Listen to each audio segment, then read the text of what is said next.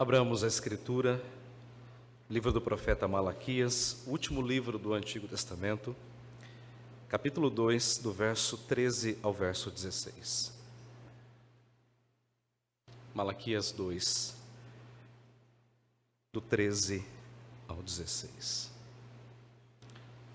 O tema da mensagem nesta noite é mantendo-se fiel no casamento. E à luz dessa passagem eu desejo mostrar, pela direção de Deus, como podemos nos manter fiéis no nosso casamento até a morte. Vamos ler a palavra de Deus. Assim diz a Escritura Sagrada: ainda fazeis isto, cobris o altar do Senhor de lágrimas, de choro e de gemidos, de sorte que ele já não olha para a oferta, nem aceita com prazer da vossa mão. E perguntais: por quê? Porque o Senhor foi testemunha da aliança entre ti e a mulher da tua mocidade, com a qual tu foste desleal, sendo ela tua companheira e a mulher da tua aliança. Não fez o Senhor mesmo que havendo nele um pouco de espírito? E por que somente um? Ele buscava a descendência que prometera. Portanto, cuidai de vós mesmos, e ninguém seja infiel para com a mulher da sua mocidade. Porque o Senhor, Deus de Israel, diz que odeia o repúdio, e também aquele que cobre de violência as suas vestes, diz o Senhor dos exércitos. Portanto, cuidai de vós mesmos e não sejais infiéis. Amém. Vamos orar.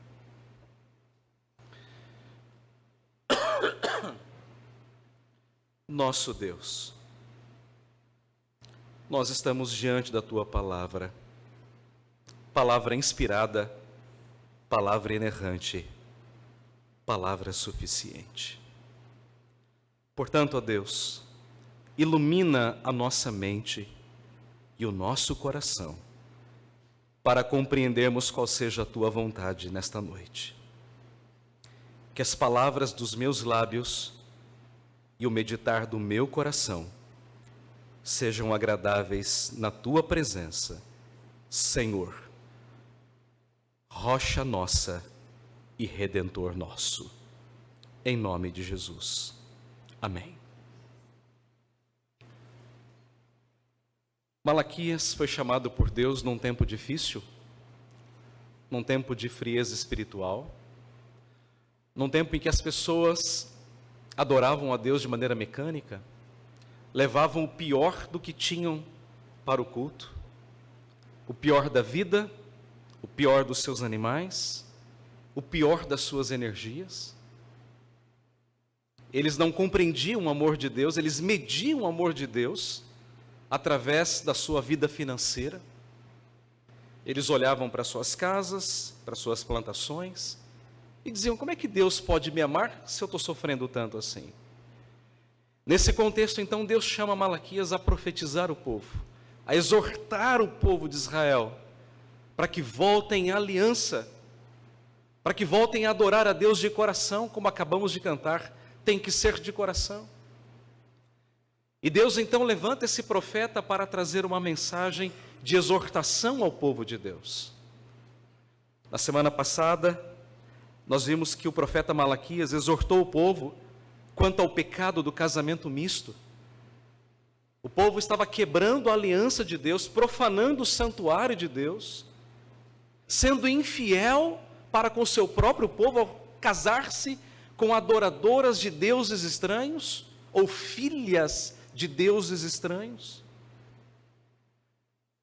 E é isso que o profeta está exortando o povo nos versos 10 a 12. O pecado do casamento misto.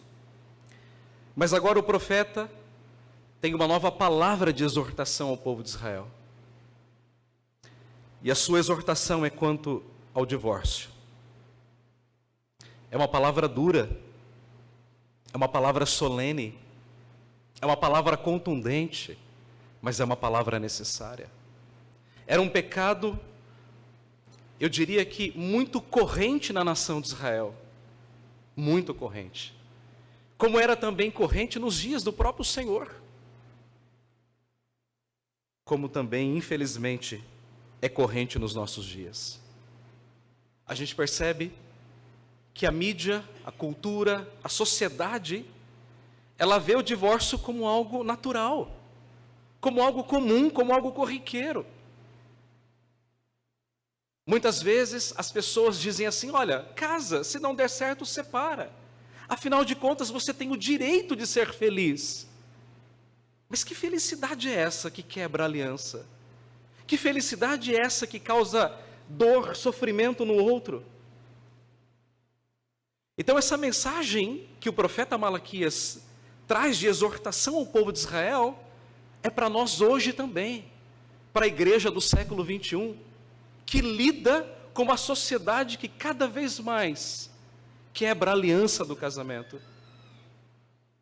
As pessoas muitas vezes fazem festas bonitas, pomposas, festas majestosas, para depois de ali um tempo quebrarem a aliança.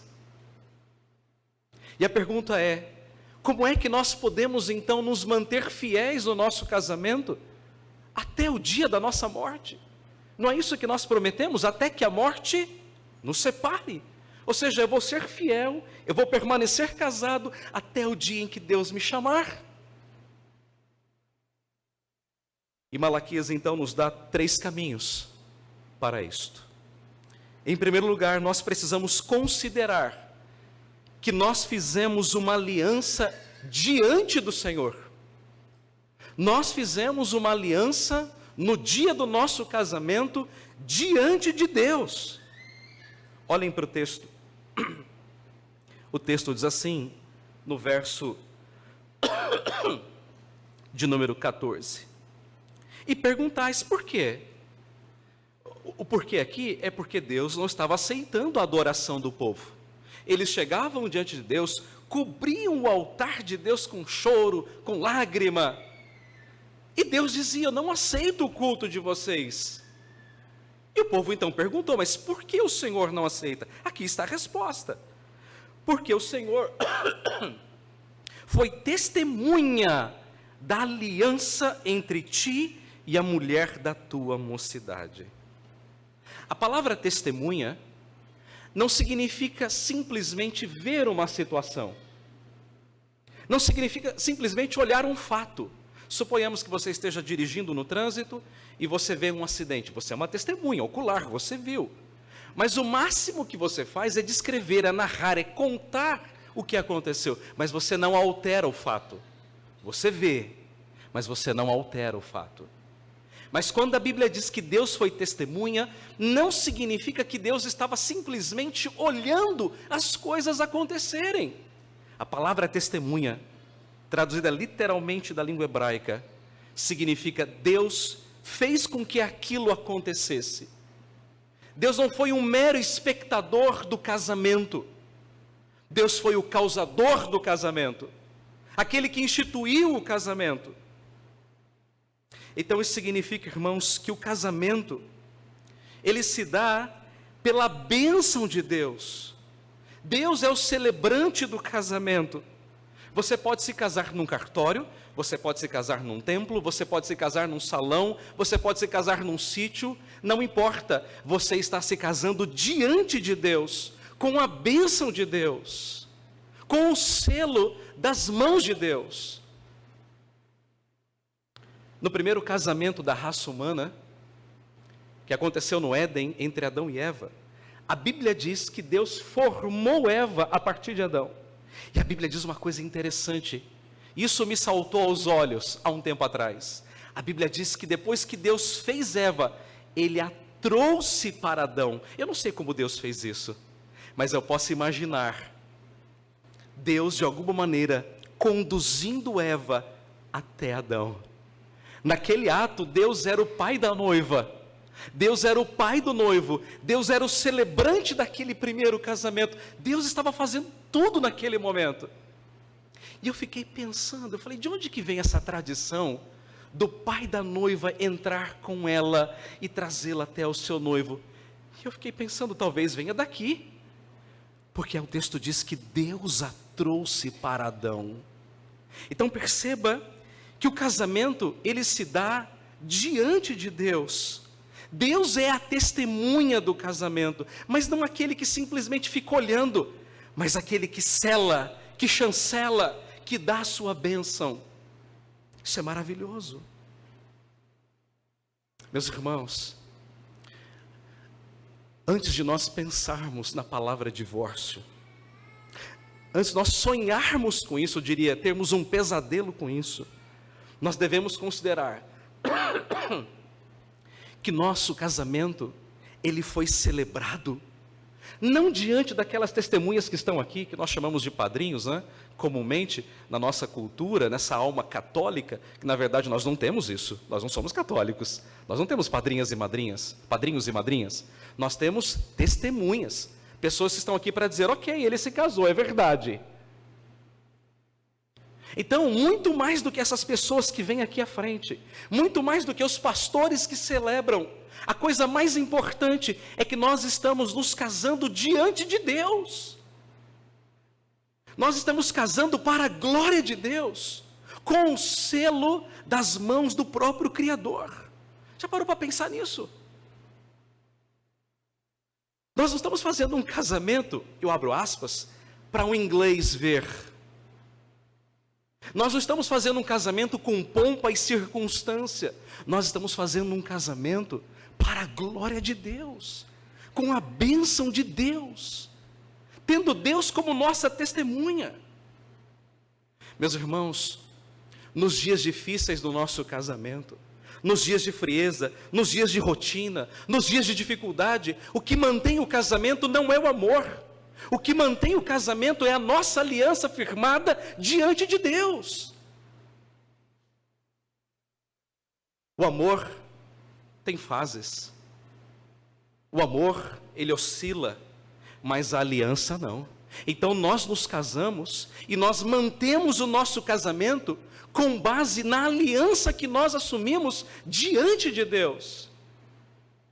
As testemunhas morrem, elas passam, mas Deus é a testemunha do nosso casamento. Contaram-me uma história, achei muito interessante.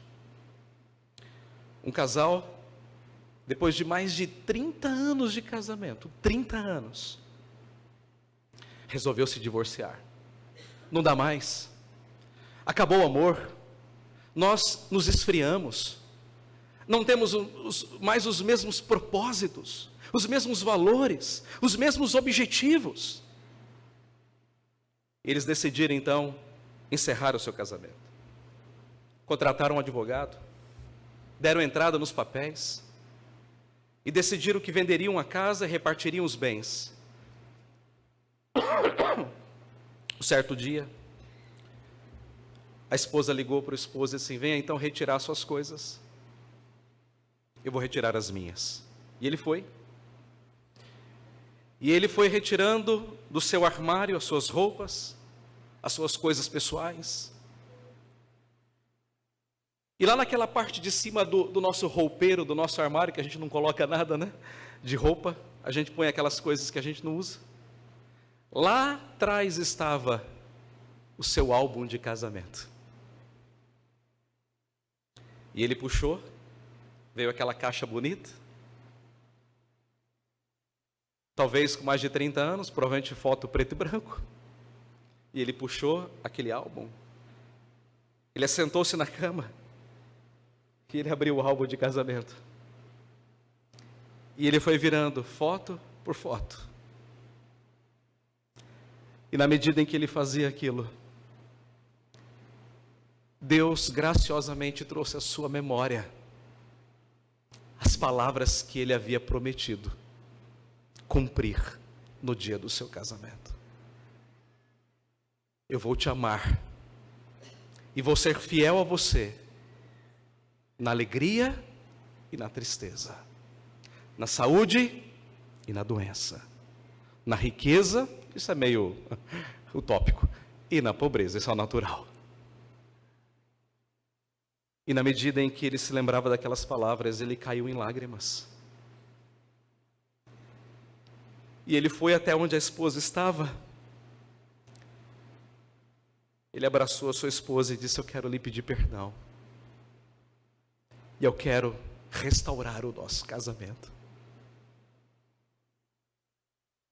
Nós precisamos ser lembrados constantemente que nós fizemos uma aliança diante de Deus. É isso que vai sustentar o nosso casamento. Não é paixão, não é roupa, não é passeio, não é carro, não é casa, não são joias. Romance, paixão, isso tudo termina. O que sustenta o nosso casamento é a aliança que nós fizemos diante de Deus.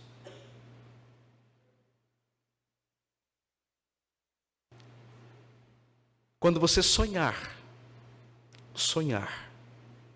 em divórcio, lembre-se, você fez uma aliança diante de Deus. E Deus foi testemunha disso. Deus estava lá. Ele viu. Ele selou. Ele abençoou o seu matrimônio. A segunda verdade que nós precisamos aprender para nos manter fiéis no nosso casamento é que nós precisamos considerar que a família é plano de Deus. Versículo 15. Não fez o Senhor um mesmo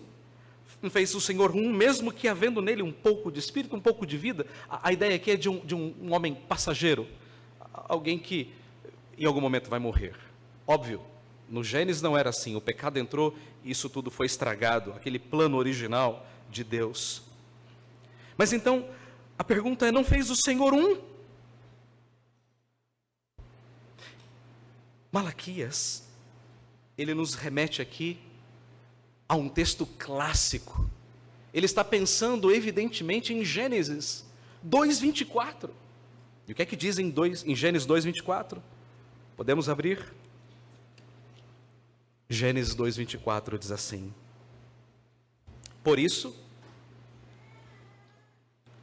deixa o homem, pai e mãe, e se une à sua mulher, tornando-se os dois uma só carne.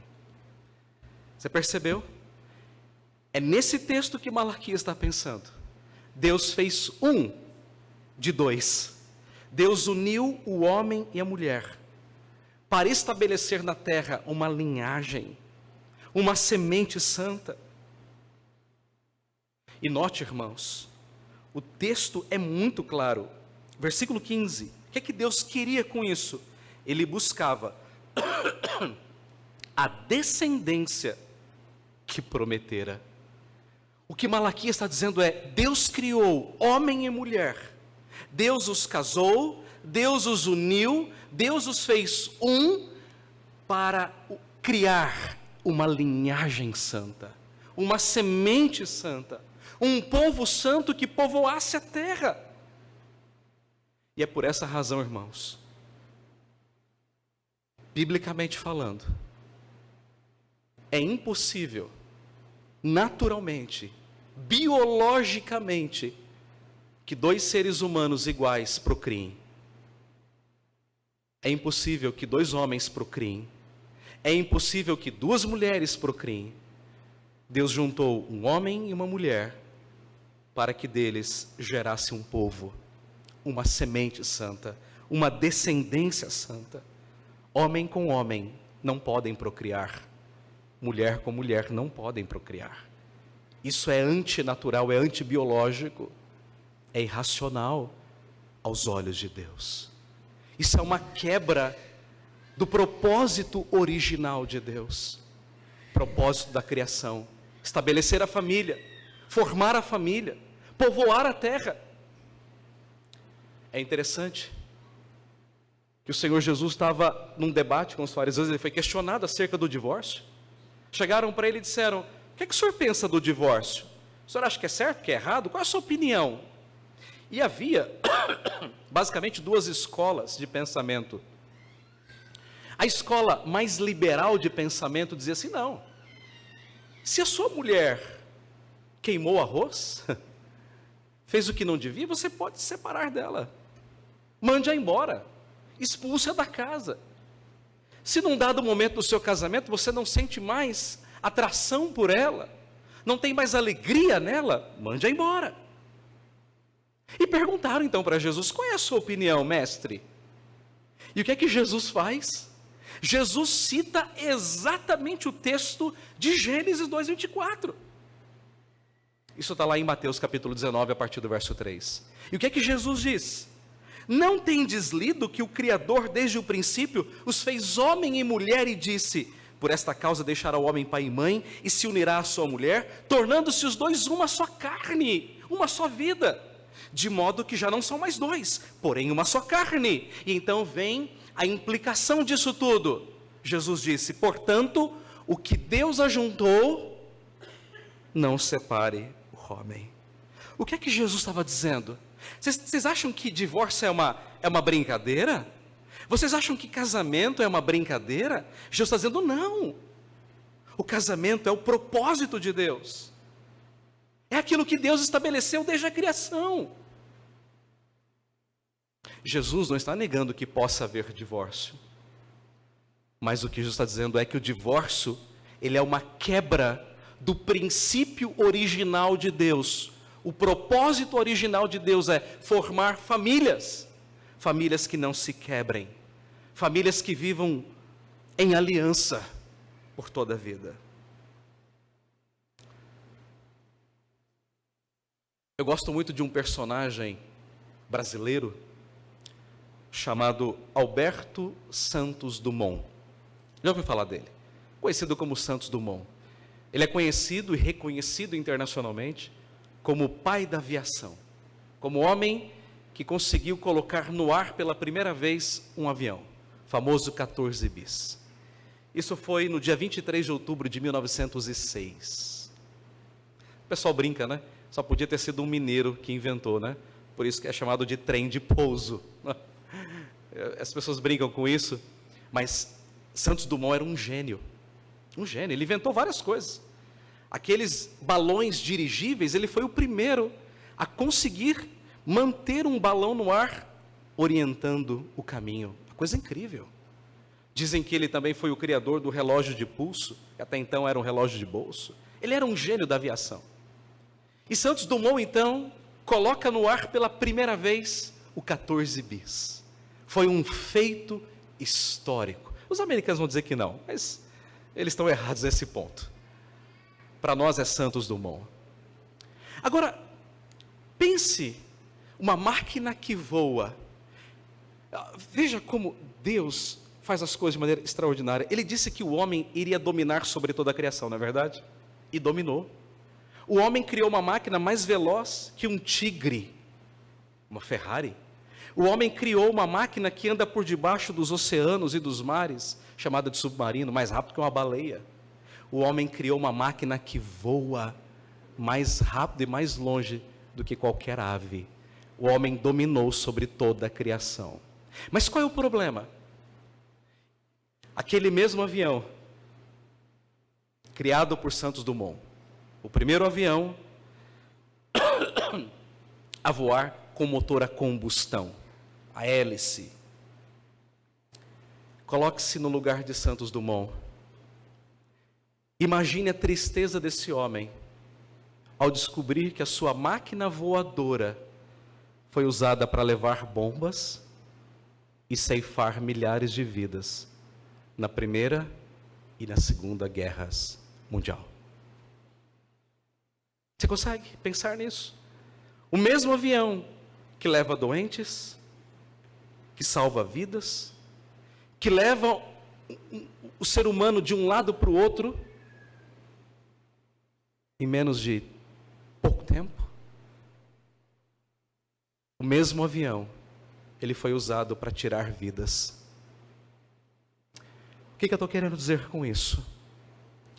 Quebraram o propósito original de Santos Dumont, que era dar velocidade à vida humana.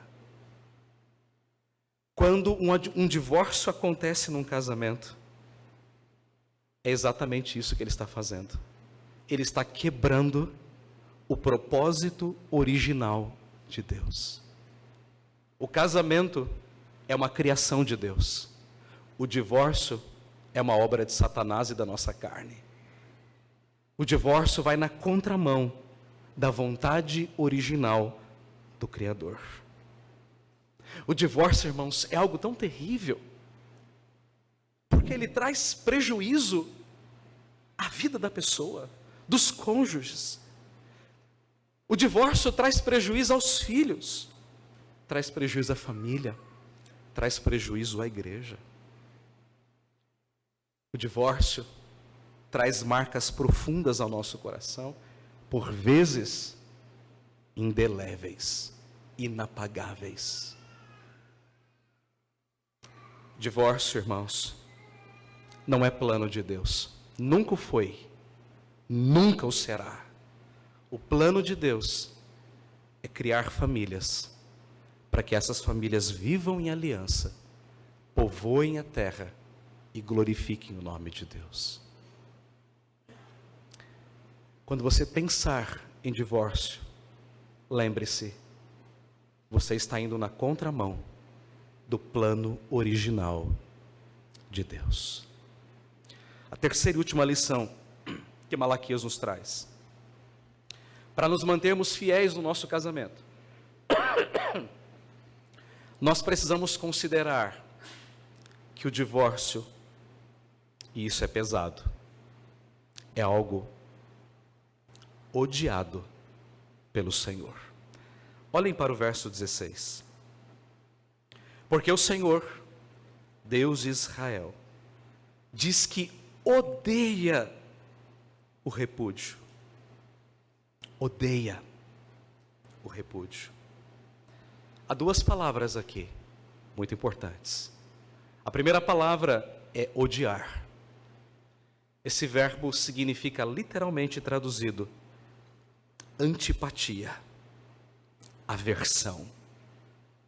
Você já sentiu isso em algum momento da sua vida, certamente, por alguma coisa.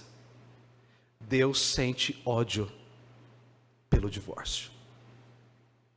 Deus odeia o divórcio. Mas esse ódio de Deus é um ódio santo, é diferente do nosso. O ódio de Deus é justo, ele é perfeito. O nosso ódio às vezes é pecaminoso, nem sempre. Mas eu diria que na maioria das vezes é um ódio pecaminoso. E o profeta Malaquias diz que Deus odeia o divórcio. A segunda palavra importante é a palavra repúdio. Repudiar significa colocar para fora, abandonar, expulsar, mandar embora o cônjuge. Em síntese, o que Malaquias está dizendo é: Deus sente antipatia pelo divórcio, pela separação. O divórcio, irmãos, é algo tão odioso aos olhos de Deus, que o profeta faz uma analogia. Olhe para o verso 16. Porque o Senhor, Deus de Israel, diz que odeia o repúdio, o divórcio, e também aquele que cobre de violência as suas vestes. Isso aqui, na verdade, é uma expressão figurada.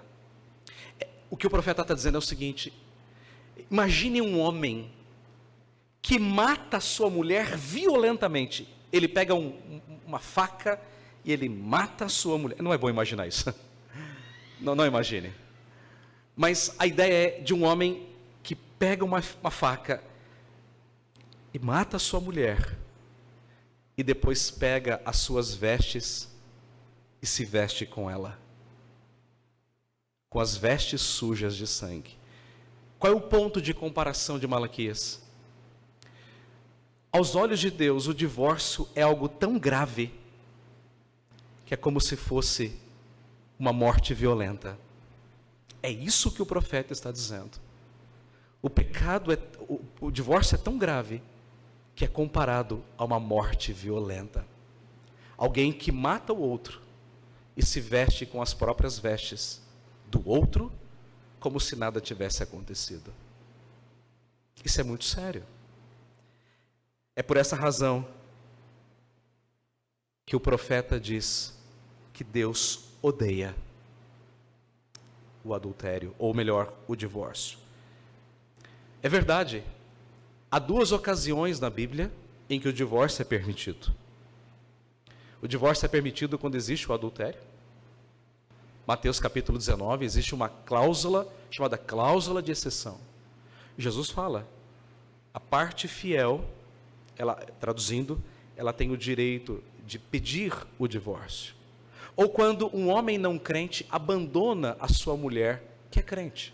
São os únicos 2 casos em que a Bíblia permite o divórcio. Mas em todo caso, o perdão, ele é sempre restaurador. É preciso que haja o perdão. Não é porque houve adultério, a pessoa simplesmente pode, não, eu quero me divorciar. Não. Pode e deve haver a restauração. Pode e deve. Mas nós precisamos nos lembrar que o divórcio traz marcas profundas e às vezes indeléveis. Agora, é preciso dizer também que o divórcio não é um pecado imperdoável. Ele não é para condenação eterna, nunca foi, e graças a Deus nunca será. Mas é um pecado que mancha, que entristece. Eu gosto de uma analogia de um velho americano chamado Jaime Camp. Muitos de vocês já ouviram falar dele, já fizeram um curso com ele. Ele tem um material muito interessante sobre casamento. E ele usa uma ilustração, eu particularmente gosto muito. Ele diz que o casamento é como 2 folhas de papel. Nós passamos cola de um lado e do outro, ajuntamos essas 2 folhas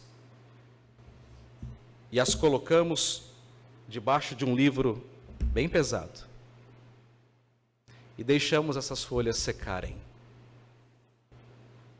Isso é casamento. O divórcio é quando você pega a ponta dessas folhas e tenta separá-las.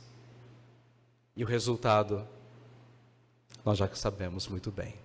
Elas vão se rasgar. É por isso que Deus odeia o divórcio. Porque o divórcio machuca. O divórcio abre feridas grandes, que causam muita dor. Para concluir, nós vimos aqui o profeta exortando então o povo de Deus a se manter fiel no casamento. Como é que nós podemos então manter a nossa fidelidade até o último dia? Primeiro, considerando que nós fizemos uma aliança diante de Deus. Deus é testemunha do nosso casamento, não as pessoas. As pessoas vêm, as pessoas assistem o casamento. Deus faz o casamento. Segundo, considerando que a família é o plano original de Deus, o divórcio vai na contramão desse plano de Deus. E terceiro, considerando que o divórcio é algo odiado por Deus. Deus não gosta disso. Deus não se contenta com isso. Então nós precisamos considerar algumas coisas finais. Primeira, nós não podemos esperar que Deus aceite a nossa adoração, que Deus ouça as nossas orações, se nós estamos buscando o divórcio. Eu não posso vir aqui para o culto, cobrir o altar do Senhor de lágrima, orar, cantar, devolver o dízimo, se eu estou buscando o divórcio, se eu quero quebrar a minha aliança com a minha esposa ou com o meu esposo. Eu não posso esperar isso, porque antes de Deus aceitar a minha adoração, Deus tem que aceitar a minha vida. Essas 2 coisas precisam caminhar conjuntamente, amalgamadas, interligadas. Aquilo que eu creio, a minha ortodoxia, ela tem que estar alinhada com a minha ortopraxia, com a minha vida, aquilo que eu sou dentro do meu lar, com a minha esposa. Eu não posso ser um na minha casa e outro na minha igreja. Eu preciso que essas duas coisas caminhem conjuntamente, amalgamadas. A segunda coisa que nós precisamos considerar nessa noite, o profeta repete isso 2 vezes, eu quero chamar a sua atenção. Volte ao texto de Malaquias capítulo 2. Veja o final do verso 15. Portanto, cuidai de vós mesmos, e ninguém seja infiel para com a sua mulher, ou para com a mulher da sua mocidade. Cuidado, não seja infiel. Final do verso 16. Portanto, cuidai de vós mesmos, e não sejais infiéis. Meus irmãos, se nós queremos manter o nosso casamento em pé, nós precisamos orar. Nós precisamos orar muito pelo nosso casamento. Nós precisamos vigiar pelo nosso casamento. E nós precisamos investir no nosso casamento. Dinheiro não mantém casamento. Sexo não mantém casamento. Casa bonita não mantém casamento. Nada disso sustenta um casamento. O que sustenta um casamento é a aliança firmada diante de Deus.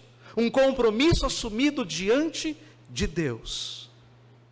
Então nós precisamos orar pelo nosso casamento. Precisamos investir no nosso casamento. Os maridos precisam amar suas esposas, como Cristo ama a igreja. Tratá-la bem, ser romântico, ser educado, ser bondoso, ser solícito. Amá-la e cuidar dela antes de você. A mulher precisa ser encorajadora do marido. A mulher não pode ser aquela que vai na contramão do marido, que só diminui o marido, que coloca o marido para baixo. Mas a mulher tem que ser encorajadora, companheira, amiga, confidente, namorada, fiel. É assim que nós vamos manter o nosso casamento em pé. O marido tem que ser o cabeça do lar. Quer ele queira ou não, ele tem que ser o cabeça do lar. Ele tem que ser o líder do lar, o condutor, o supridor do lar, o protetor do lar. Ele não pode ser um homem que não está nem aí para o seu casamento, que se assenta no sofá e deixa a esposa com toda a tarefa de casa, com a criação dos filhos, com a educação dos filhos. Como é que um casamento se mantém em pé com um marido desse? Ou que casamento que se mantém em pé com uma esposa que só rebaixa o seu marido, que nunca tem uma palavra de apoio, de encorajamento, de incentivo? Queridos irmãos e irmãs, eu quero dirigir uma palavra final aos jovens e solteiros da igreja. Casamento é uma bênção. Casamento é algo maravilhoso. Depois da minha conversão, foi a melhor coisa da minha vida. Eu me casei. Eu também entrei por um corredor como esse há 18 anos atrás. Eu fui passear com a minha esposa para comemorarmos o nosso aniversário. Eu dizia para ela: Michele, é inacreditável, mas nós chegamos aos 18 anos de casamento. Eu não imaginava me tornar o marido que me tornei, embora imperfeito. Eu não imaginava que você se tornasse essa mulher que você se tornou, embora imperfeita. Mas o ponto é, o casamento é uma bênção. Às vezes a gente vem de um lar sofrido, como eu vim. Eu vim de um lar destruído. Eu não sei o que é ter um casamento como padrão dentro do meu lar. Mas quando eu assumi o compromisso com a minha esposa, quando eu a tomei por mulher há 18 anos atrás, eu orei a Deus e pedi para que Deus reescrevesse a minha história, para que Deus me fizesse um homem de fato, crente, que amasse a minha esposa. É verdade, bati cabeça, errei muitas vezes, mas amadureci como marido. Nós precisamos entender, irmãos, que o nosso passado não determina o nosso futuro. Nós podemos, com a graça de Deus, reescrever histórias tristes. Jovens, Vocês que vão se casar, casamento não é uma brincadeira. Quarta-feira, eu estava discipulando 8 jovens sobre casamento. E eu fui muito enfático com eles. Casamento não é uma brincadeira. Nós não entramos no casamento para sair dele. Nós entramos para viver o casamento até o último dia da nossa vida. Mas casamento é uma bênção. Casamento é uma dádiva. A Bíblia diz que o homem que encontra uma esposa encontrou a benevolência do Senhor. A Bíblia diz que vã é a graça e a formosura, mas a mulher que teme ao Senhor, essa será louvada. Então, homens, procurem uma mulher temente a Deus, crente, que ame a palavra, que ame a igreja. Meninas, procurem um homem crente, um homem bom, um homem temente a Deus, um homem que vai te levar para perto de Cristo e não vai te levar para longe dele. Casamento é uma bênção quando feito diante do Criador, do instituidor da família.